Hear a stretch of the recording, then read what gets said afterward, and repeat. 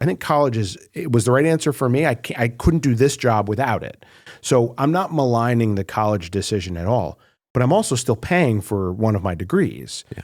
And so I think what's happened, one of those sort of legs of this conversation, one of the things that's happened is when deciding on college, you've got parents who may still be paying for college themselves and are really taking a look at whether or not the ROI is there for what their child is interested in doing. Yeah. Or if they've had enough experience in the world to make that decision to go into that level of debt or make that commitment. Again, it's a great, I needed that certificate for this job, right? Yeah. I view college as just another certification path. And so I needed it for this job, and I'm darn glad that I have the degrees that I have.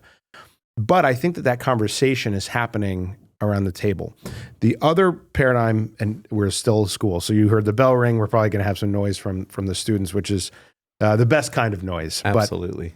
But I think the other piece is the learning by doing, what we were talking about, where in this, I don't like to get, too caught up in much of it, but like this post-pandemic era of learning, school looked very different for a period of time. And I think as people are coming out of that, or as students are finding their academic journeys again, I think authentic learning has taken a different position in the conversation. So I'm just curious why are people energized about this? Is it because of seeing all your trucks around town and they just want their own truck? What is it, John? Hey, man, that's a great question. Maybe it could be for lots of reasons. Things that we didn't have when I was going to school. We didn't have social media.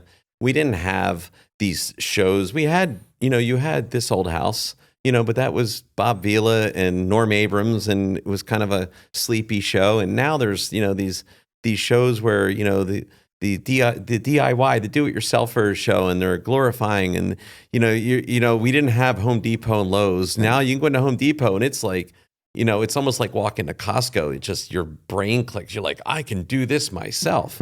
So maybe it's some of that. It could be, again, I'm speaking for the trades, the construction side of it at school.